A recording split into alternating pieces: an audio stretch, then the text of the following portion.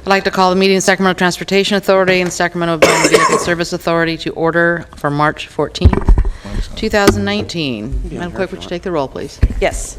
Good afternoon, Mr. Sandhu. Here. Carr. Here. Miller. Here. Frost. Here. Gatewood. Guerra. Hanson. Harris. Howe. Here. Hume. Kennedy. Here. Natoli. Here. Chenier. Cerna. Suen. Here. And Supervisor Peters. Here. You have a quorum. And Cerna's here. And did she call your name? I'm Sandhu, yes. Sandhu? Okay, I'm sorry. They called me first. Okay, all right. Then would everyone rise and join us in the Pledge of Allegiance? Pledge allegiance to the flag of the United States of America and to the republic for which it stands, one nation, under God, indivisible, with liberty and justice for all.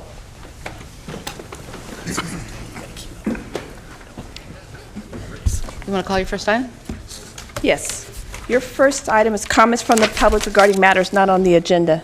And I don't have any speaker sheets. Is anyone in the public here to speak on something not in the agenda? Seeing none, we'll move along to the next item. Your next item is your Executive Director's Report. Good afternoon. Just a few highlights from the Executive Director's Report. Last month, we received a public comment regarding agendas in the lobby. So the agendas are posted in the lobby, but they have been moved from the bulletin board to the kiosk right across from the security desk. Regarding SB1, the California Transportation Commission has announced the first set of workshops for the second round of competitive SB1 funding. And I've invited all of your staffs to send at least one representative to those workshops. I think it's going to be extremely important in shaping the future guidelines for this next round. I believe that it can result in tens of millions of additional dollars flowing into the county if we're successful. And then finally, on the backside of the staff report is an outline of the next few months of your STA board meetings. As you can see, we have a lot going on, and so we'll be keeping the board very, very busy. Thank you. Any questions for Norm? Okay, thank you. Next item. Your next item are your consent matters, and they're in order of items 3 through 8 for approval. Does anyone have any questions on consent? I'll move consent. Second. All those in favor say aye. Aye. Nay, noes, or abstentions? Consent passes. Next item. Your next item is going to be Unmet Transportation Needs presentations. Over the course of today's meeting and the next 3 STA board meetings, your staffs will be presenting their unmet transportation needs. Measure A and SB1 have been absolutely terrific for our county in helping us prop up our transportation program, but as we know, it's not enough. And so I've asked each agency to prepare a no more than 10-minute presentation about their Measure A in their jurisdictions and about their unmet transportation needs. This is a non-action item, so we're not asking you to do anything today other than to receive the presentation, ask questions, and provide comment. Okay, so are they going to go in the order that's written in the staff reports? Yes, so Elk they'll be Grove going is in that first? order. Mm-hmm. And after that will be Folsom and then Rancho Cordova and the Capital Southeast Connector Joint Powers. I guess afternoon, Kevin Busey, Capital Program Manager, City of Elk Grove. Try to be as brief as I can to provide a 10-minute presentation on unmet needs in Elk Grove. First, I'm going to give you a short overview of Elk Grove, just so you're familiar with it. We have a population of 173,000 people, lane miles of 1,175 lane miles, 54 bridges, 6 interchanges, 3 grade separations, 149 signals. Elk Grove is somewhat has both I-5 and State Route 99 going through it, and 3 railroad tracks, as well as is along the alignment of the Southeast Connector. In addition to that, we have a local transit operator, E-Tran. The city operates its own transit service for both local and commute routes. We have 60 buses, 18 routes. Total ridership is under 800,000, a little under 800,000 per year. We've also got some statistics on our trails, bike lanes, as well as sidewalks as far as what our assets are. So with that, I'm going to move into the Measure A successes. So we had primarily two major successes with the Measure A, which is the Highway 99 Grant Line Interchange. It was about a $78 million project, and a little less than half of that came from Measure A, and the rest was from local funds. It's actual future, kind of at the time, it was sort of a future component of the Southeast Connector, and that was completed in 2009. The second big project we had was the Sheldon Road Interchange. That was right around $77 million. Most of that was funded through local funds, but there was some Measure A money as well. That was completed in 2010. So those are the two big projects, and they were built right when we needed them because of Measure A. So now we're going to go over unmet needs. The first part of this is going to be on our local roadway needs, then I'm going to talk about transit needs. For each of these slides, for each of these bullet points, there's going to be a slide, and it's going to talk about unmet needs as far as cost. All of that is put in current dollars, just for reference. So I'll fix it first. So our current PCI is 73. We're shooting for a PCI goal of 70. Right now, we've got about 75 lane miles that we're treating per year, but we essentially need to double it to keep that target 70 PCI. We got about a $68 million backlog of pavement that we need to do, and our unmet annual need is about $6 million per year. On the right, you'll see a chart that shows all the different funding that goes into both operations and then the capital maintenance of the pavement program. So, from the other fix it first things we have are the traffic, on the traffic signal side. We have a lot of signal detection and traffic monitoring cameras that are needed. That cost us about $6.75 million. Then I'm going to roll right into ITS. So we're working with State Cog Development ITS Master Plan. It will provide signal coordination and a fiber backbone for the city to help coordinate all the signals and help improve operations. It will also serve as kind of future ready, if you will, for connected vehicles, autonomous vehicles, and adaptive signal timing. I think that's all something that all agencies are looking at right now. Total cost of that is about $28 million. We have $2.1 million available through development fees. So our unmet needs are about $26 million. So big capital projects that we're looking at is the Camera Road project, which is a 4-lane road from I-5 to 99. Includes minor interchange work right now at the I-5 Hood Franklin interchange. Caltrans is asking us to do HOV lanes on I-5. They're asking us to pay for that right now, but we don't think it's required. So that's not assumed in the cost. It also assumes we get about $22 million from the current Measure A, but we're looking at about $157 million for that project, a little less than $100 million that we'll have available, and our unmet needs about $62 million. All right, we also have the Whitelock interchange, which is a kind of a missing interchange along State Route 990 between Elk Grove Boulevard and Grant Line. Again, Caltrans is asking us to do HOV lanes on 99, but we don't think that's required. I'm not including that in the cost right now. It's about a $103 million project, and only about $40 million is available would be available through development fees. That's all 2019 dollars as well. And I have basically a slide on complete streets, bike ped, ADA. So we have a lot of existing trails, but we have a lot of gaps in our trails, and we have a lot of, especially on the trail side, we need to move forward with really getting some of those gaps filled. So the total cost is about $304 million for all of those. Anticipated funding is about $62.7 million, but the unmet need is right around $237. Now, unmet need could come from grants, it could come from developer built infrastructure, and it could come from a future sales tax measure. Then we have the ADA transition plan. We're short about $2.8 million to get that totally completed.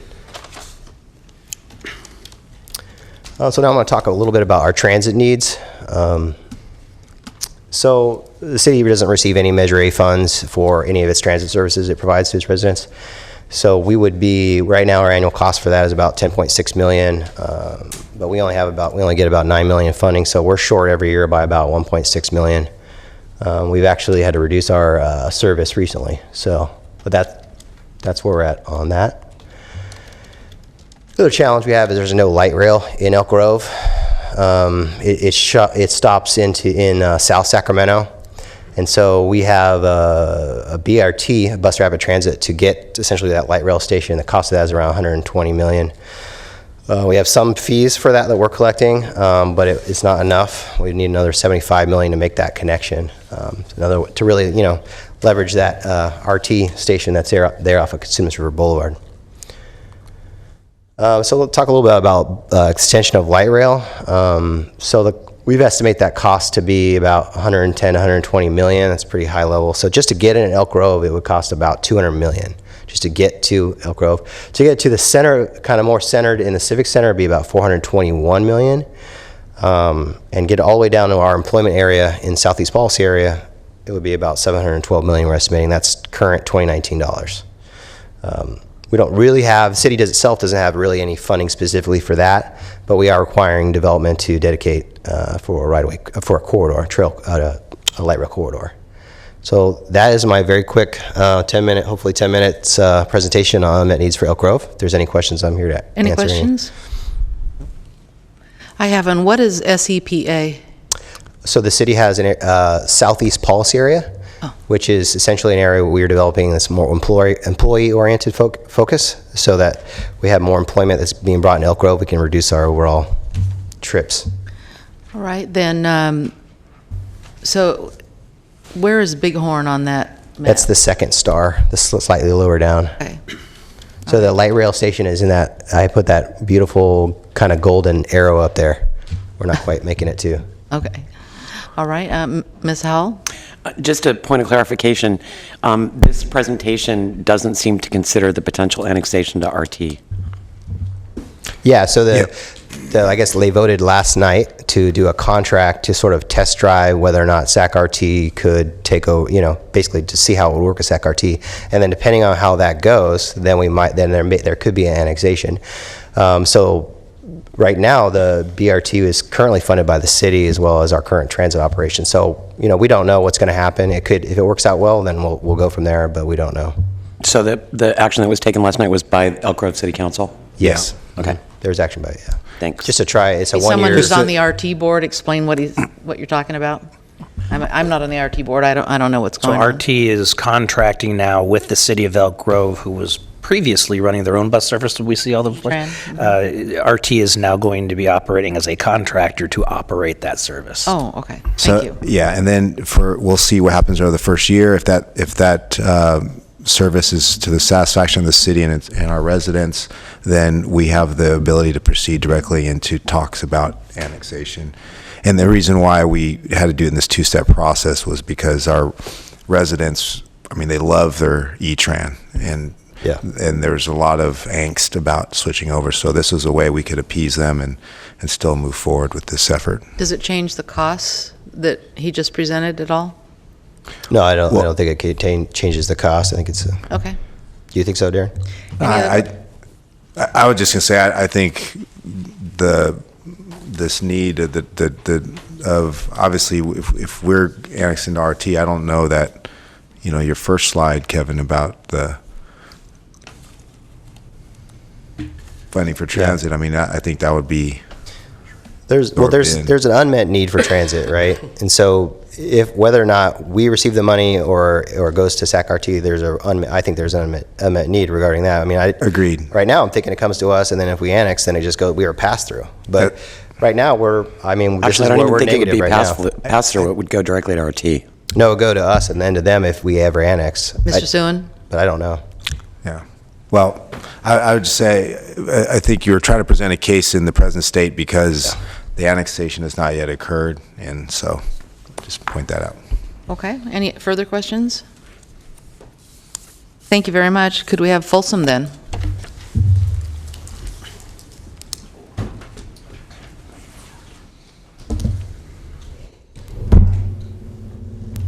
Good afternoon. I'm Mark Rakovan, Engineering Manager with the City of Folsom Public Works Department, and with me today is Dave Nugent, our Public Works Director. Could you push the podium button up a little bit further so we can hear you? Can you hear me now? Just keep going. How about now? There we go. That's good. All right. Thank you. Again, I'm Mark Rakovan, Engineering Manager with the City of Folsom, and Dave Nugent, the Public Works Director, is in the audience with me today. I also have a brief presentation for you to discuss Folsom's Measure A successes to date and our unmet transportation needs. So far, the City of Folsom has used roughly $80 million in Measure A money to leverage about $250 million worth of capital projects to benefit the eastern part of Sacramento County, and from a regional standpoint, also South Placer and western El Dorado County takes advantage of our two bridges, the Lake Natoma Crossing and the Folsom Lake Crossing, and uses the Gold Line light rail extension. Folsom also has some of the best pavement conditions in the county as of today, but as we'll discuss later on in this presentation, that is going to be tough to sustain over the next 3 decades. So over the past 4 decades, Folsom has grown from a small town of about 10,000 residents centered around Folsom Prison into a modest city of approaching 80,000 residents with several large employers, including Intel and VSP, the Kaiser. The city is going to continue to grow over the next 30 or so years as we expand south of Highway 50 into the area called Folsom Ranch, which will feature roughly 11,000 new homes, a new town center, and more retail and employment opportunities for our residents.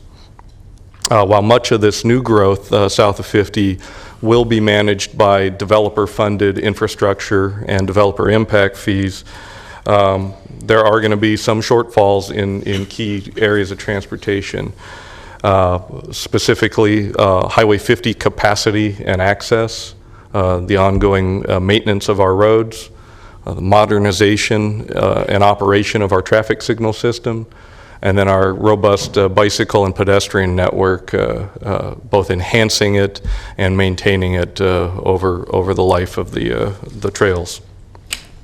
Note that when I speak about Highway 50 capacity, it not only refers to improving mainline Highway 50, but also parallel capacity. We have arterials on both sides, Iron Point Road and the future Alder Creek Parkway, that will provide parallel capacity, but also the Capital Southeast Connector is only 1.5 miles to the south and will provide regional connectivity and take some of the burden off of Highway 50. So historically, Highway 50 had formed the southern boundary of the city of Folsom, but with that annexation of the Folsom Ranch specific plan, it now essentially bifurcates our city. And so as Folsom Ranch grows out over the next few decades, we're going to need to have traffic accessing it from both the north and the south, and to flow back and forth from the existing city of Folsom into the new growth area and down to the connector project. Currently, the city is served by 3 existing interchanges at Folsom Boulevard, Prairie City Road, and East Bidwell Street. Our general plan identifies the need for 2 new interchanges at Oak Avenue Parkway and at Empire Ranch Road. The Empire Ranch Road interchange is currently in preliminary design and environmental documentation. Both interchanges have a cost estimate of roughly $50 million, and they're funded about 50% by developer fees. So there is a shortfall in both cases of about $25 million. Last couple of improvements that we intend to make to Highway 50, there's a overcrossing at Roadway Drive, which is between Oak Avenue and East Bidwell Street, and a continuous auxiliary lane in both directions on Highway 50 between Folsom Boulevard and Empire Ranch Road. So the unfunded, City of Folsom's unfunded liability with road maintenance. As I mentioned earlier, when we did our pavement management plan back in 2015, we had an average PCI of 74 on our streets, which is very good condition. We, at the time, were funding road rehab at about a $2 million per year pace based off of Measure A, and at the time, gas tax funds. That's since been replaced by SB1.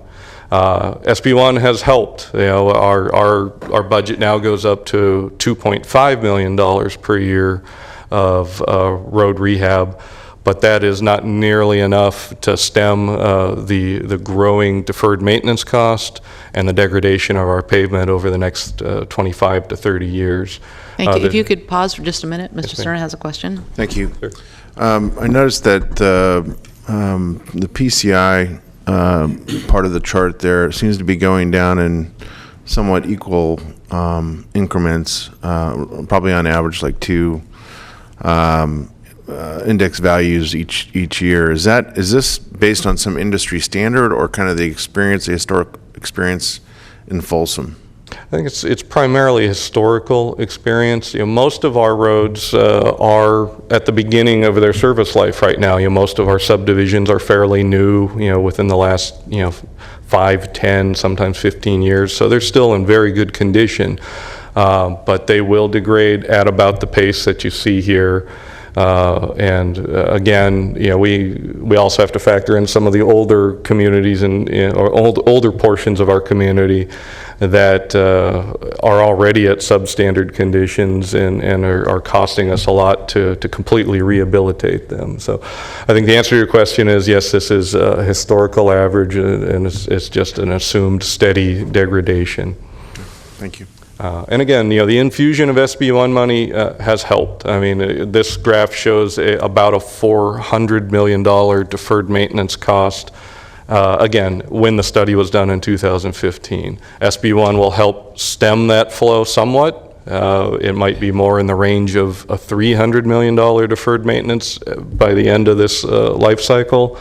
And the pavement condition will not degrade quite as severely as shown on this graph. But it's still going to happen unless we continue to have an infusion of rehabilitation funds. One of our other unmet needs, much like Kevin described in the city of Elk Grove, the city of Folsom is modernizing our traffic signal network. We currently have 100 traffic signals to manage our traffic. As Folsom Ranch grows out, there will be an additional 25. They're all connected by fiber optic interconnect, and they all feed back to a new traffic operations center that we just unveiled at Folsom City Hall. We're incorporating traffic cameras, flow monitors, performance measuring software. These are actually relatively low-cost improvements since they're mostly electronics and software. So you get a lot of bang for a little bit of buck with traffic signal modernization. However, it does have an ongoing maintenance cost. The cost of installing one new traffic signal is currently pushing $400 to $500 million between design and construction. 1,000. Excuse me. Yeah, I got millions on the mind in this president. Thank you very much. Yeah. Building one center. Yeah, we're getting really bad bids these days. Yeah. So, our bicycle and pedestrian system, it's one of the crown jewels of the city of Folsom, 40 miles of existing trails. The Folsom plan area will add several more miles of trails. We have several bridges and undercrossings to facilitate moving non-motorized traffic around town. It's actually one of the primary amenities for getting people to and from not only our major employers in the area, but also to get them to the Gold Line light rail, where they can then put their bike on a train and take it downtown. Again, much like our road system, the trails are currently overall in very good shape, but they will degrade just like the roads will. The unfunded liability in this case is more in the range of $5 million over the next few decades. A much more manageable number, but we feel it is important to maintain this as an alternative mode of transportation. If you could pause there for a moment. Ms. Howell? Just asking why your 40 miles is so dramatically different from the Parks and Rec Department's number of miles. I did not consult with my brethren in Parks and Recreation. What's their They number? typically advertise that it's approaching 55 miles. I see. Okay. Well, I can update the Yeah, presentation. you might want to check with Lorraine on that. Yeah. If you do the 40 and the 15, you get to 55. No, but those are planned. Yeah, there's an additional, yeah. Maybe they're already counting them. No, they're not, actually. Okay. So moving forward, our transportation priorities over the next few years are to construct that interchange at Empire Ranch Road. As I mentioned earlier, it is in preliminary design. We are actively seeking the funding to be able to complete this interchange and deliver it for our commuters in our community. We're working with the Capital Southeast Connector, JPA, Derek and his staff, to deliver the Folsom section of the connector. The initial phase would be to convert the existing White Rock Road into a 4-lane expressway between Prairie City Road and East Bidwell Street with a new traffic signal at East Bidwell. We currently are seeking funding to complete the Folsom section from East Bidwell to the county line. And again, whether that money comes through Derek or through the City of Folsom, ultimately the City of Folsom will be the agency that constructs and maintains this section of the connector. Upgrading our traffic signals I'm sorry, with... could you Yeah. pause for a moment, please? Thank you. Mr. Kennedy? Just for clarification, this is your transportation priorities. Is this in any order, or are these your priorities? I mean, is this list? Is this in order of your priorities? I would say it is, yes. Okay. Certainly... And I would agree with Mark, that is pretty much our priorities. Yeah, the first two, are the major capital projects and are both absolutely necessary to meet not only our current congestion issues, but the things that we're expecting in the near future. The traffic signals upgrades will be an ongoing issue for us over the next, over the life of our traffic signals until we find some new technology to move traffic around town. And then sustaining the quality of our pavement, as I indicated earlier, is going to be an uphill battle, as it is with all public agencies.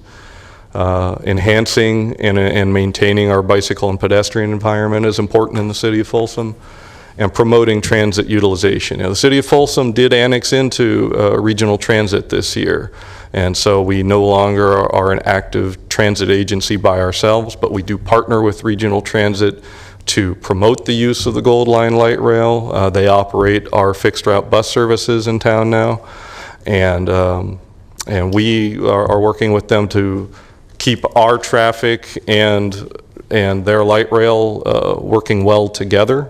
We have a project right now to try to synchronize our traffic signals along Folsom Boulevard to minimize the disruption of the light rail preemption as they come through town, because they are now going from 30-minute to 15-minute headways, so double the impact.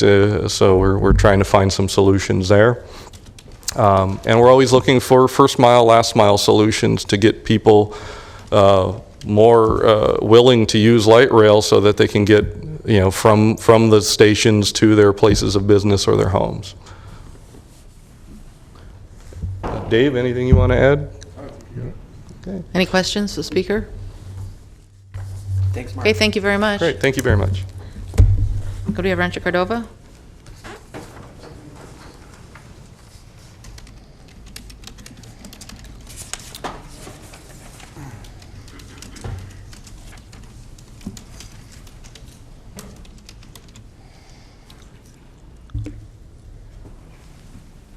Good afternoon, Chair Peters and members of the board. I'm Albert Stricker, and I'm the Public Works Director for the City of Rancho Cordova.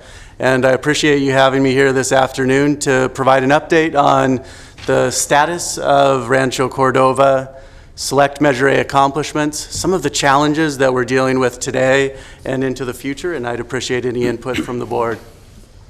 City of Rancho Cordova is a centrally located city. We're really proud of the location, and we think that that is part of what provides for 65,000 jobs within the city of Rancho Cordova. It's 34 square miles, 680 lane miles.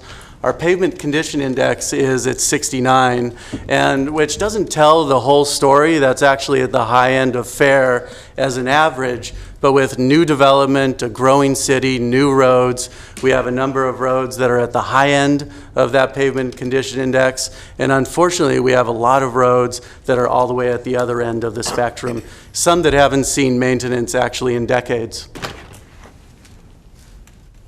A few of the select accomplishments that Measure A has helped to achieve in the city of Rancho Cordova.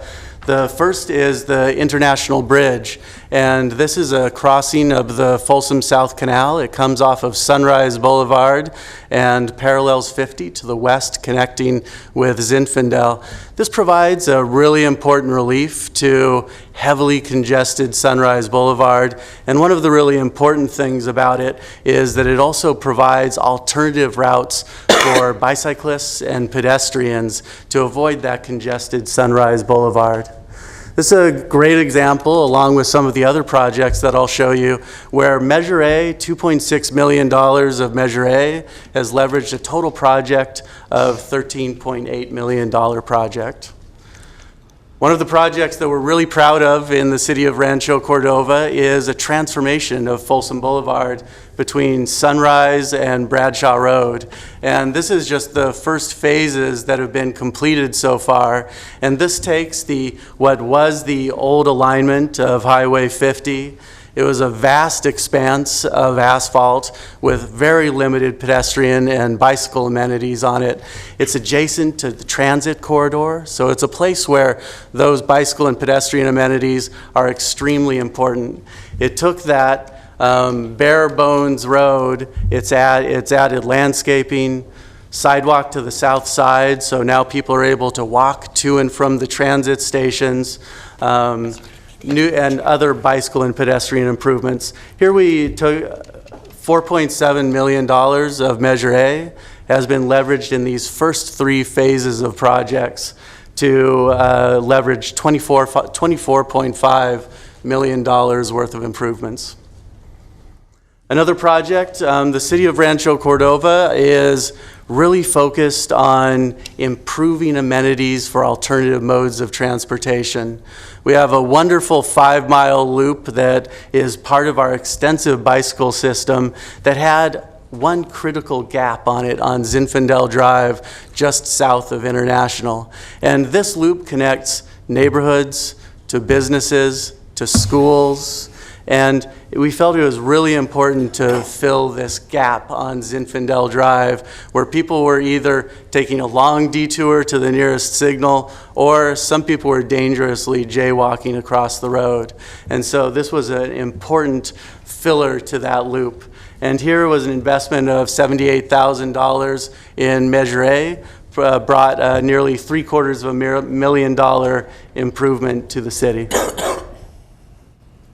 The final two phases of Folsom Boulevard to complete our achievement from Sunrise to Bradshaw are phases 4 and 5, and this will finally extend generally from Matherfield Road all the way out to Bradshaw, these same improvements with sidewalk, bicycle and pedestrian amenities, landscaping, and of course along with it all, rehabilitating the road. So these are overall with these 5 phases of projects, it's 4 miles of improvements that have renovated that entire area and spurred economic growth. Many new businesses, educational facilities have come to Folsom Boulevard, partially due to the public improvements that have been implemented on that corridor with the help of Measure A. So again, this is an investment of $6 million of Measure A, leveraging a total of $15 million for the community. And those are some of the star projects or the headline projects. The projects that really hit home for our residents are sometimes closer into the center of their neighborhoods. So I really want to emphasize also, Measure A has a big part in neighborhood road rehabilitations, in sidewalk repair, traffic calming in these neighborhoods. And this is what allows our neighborhoods to slow down that vehicular traffic, make them more friendly for cyclists and pedestrians. And this is an example in that picture there with bulb outs, high visibility crosswalks. Encourages people to use alternative modes of transportation, makes it safer for students to walk to school. So just a summary of those accomplishments: in total, $32.6 million invested from Measure A has leveraged $125 million of improvements for the city and the region. A few of the challenges that we're facing are we have existing challenges and also some future challenges. Deferred maintenance is definitely something that we're all facing today. As I mentioned, the city has an existing pavement condition index of about 69, and there's a dichotomy as I mentioned, between new roads and some older roads as well. Our deferred pavement maintenance is about $63 million. And to address that over the course of 10 years is about a $112 million investment. And at the end of that, we would achieve a deferred maintenance of $27 million. Also, just the pavement maintenance doesn't tell the entire story, because we're required by various state and federal requirements along with that to do sidewalk improvements. And so the number is really larger. We estimate that at about $30 million. Looking at our ongoing funding streams over the course of that 10 years, we have a shortfall of about $90 million to get there. In addition to the fix-it-first straight roadway improvements, it's really critical to us to look at what are the important connections that allow those that choose to commute into the city of Rancho Cordova and 65,000 jobs, and even more importantly, how do we spur housing growth and enable housing growth in Rancho Cordova to reduce vehicle miles traveled and reduce congestion in the entire region. And a few of the projects that we're proposing to take a step forward and achieve that goal. One is a complete streets project on Matherfield Road, continuing with the success that we've had on Folsom Boulevard. The Rancho Cordova Parkway Interchange, another important project to relieve congestion on Sunrise Boulevard and also propel forward future development. Douglas Road improvements is an important connection between the city of Rancho Cordova and the county of Sacramento. Similar with the south end of Sunrise in the city near the intersection with Jackson. Important improvements that relieve congestion and allow for the transportation of goods and services. One of the projects I'd really like to emphasize is White Rock Road on the east side of Rancho Cordova. This is a critical connection between the city of Rancho Cordova, growing communities to the east and beyond. This is a look at what the existing conditions of Rancho Cordova are. It doesn't have bicycle or pedestrian accommodations. As you can see, it has horizontal curves and dips, which really limit visibility. And because of that, travelers have safety concerns and they just don't use the road. Addressing this road is really critical in order to, one, provide better access between the communities and the region, and also to spur growth and housing along this corridor, and so that people can live where they work in Rancho Cordova's 65,000 jobs. In summary, to repeat, Measure A investment of $32.6 million has leveraged $125 million of improvements in the city and for the region. And there's a current critical challenges are $260 million plus. And I would appreciate any input from the board. Anyone? You by yourself now, though. Okay, thank you very much. Thank you very much. Oh, I'm sorry, Larry Carr's name just came up. Yes, thank you.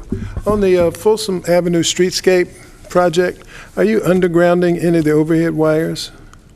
That is a high priority to us. We are not undergrounding any with this project, but we're looking at every opportunity, including partnerships with SMUD, to address that. The easiest way to do it is while you're doing an existing project. Try to do it as a standalone project is very difficult. SMUD will pay for most of the undergrounding, and the other utilities are also required to contribute to get their wires underground, the cables, telephone wires, and things like that. So while you're at it, it might be a good idea to pursue the undergrounding. Thank you. Anyone else? Thank you very much. Thank you very much.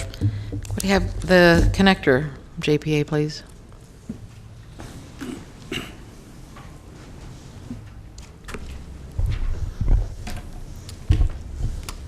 Good afternoon, Chair Peters, members of the board.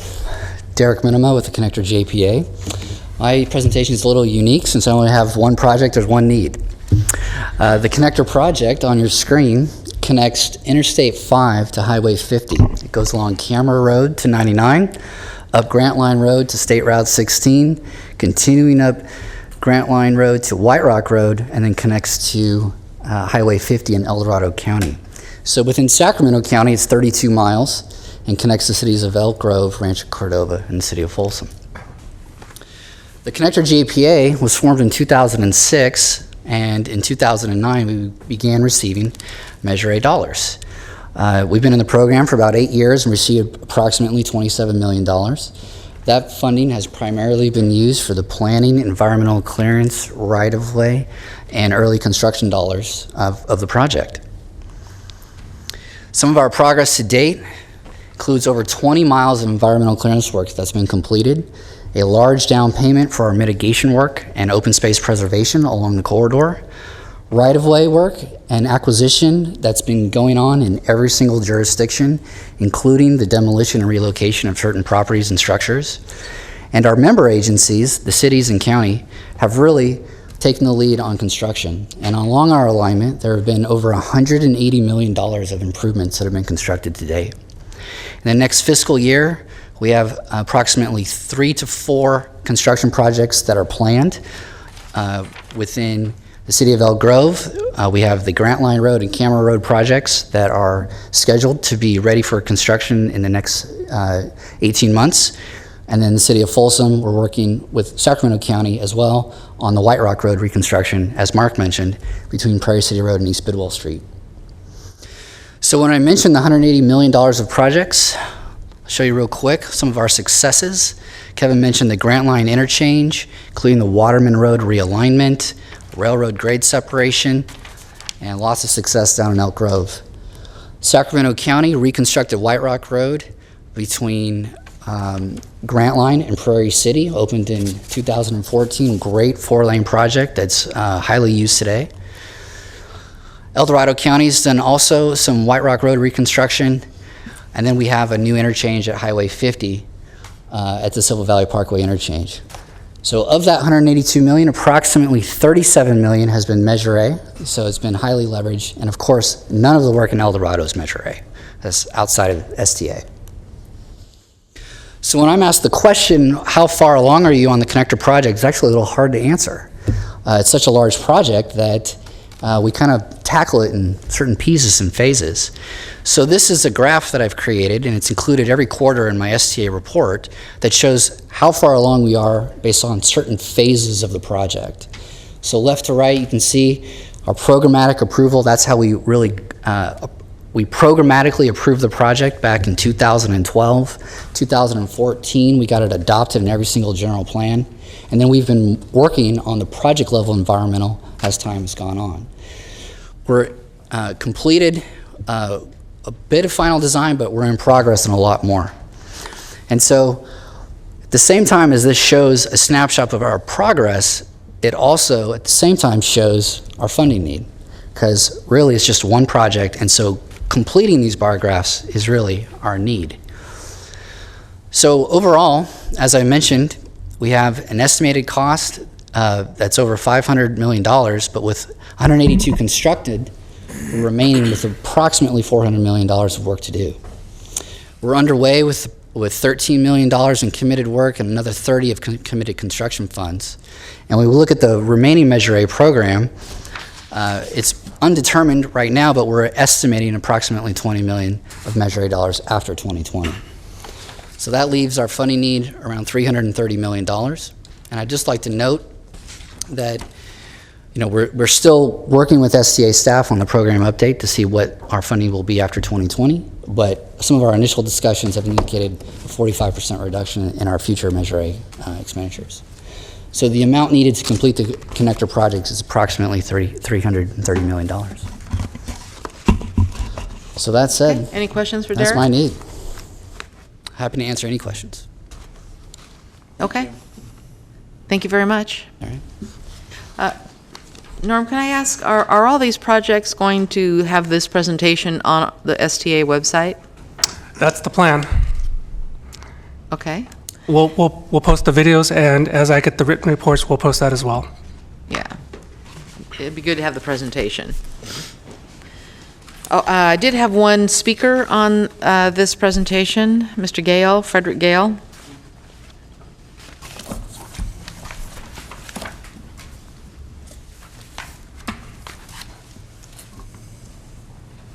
Frederick Gale, 7336 Furlong Way, North Highlands. I was looking at the unmet transportation funding needs, and I was looking at city of Folsom, which has a large incarcerated population. Would that affect your numbers of unneeded population? Are they counted as citizens within your fine city? How are they represented? Or are they? Ms. Howe? I believe they are included in the total population number, and the total permanent guests of the state of California is about 6,500. And so I'm trying to find what the premise is, that they are incarcerated, then do they use your railroads or? No, but actually the prison is one of the larger employers in the city. It's probably approaching a little bit less than Intel. And so those folks are the people that work at the prison are using the roads, and services, truck traffic. There's a significant amount of traffic actually going in and out of the prison. Okay, thank you. Thank you, Mr. Gale. Any other questions from the public? Mr. Hom? Okay.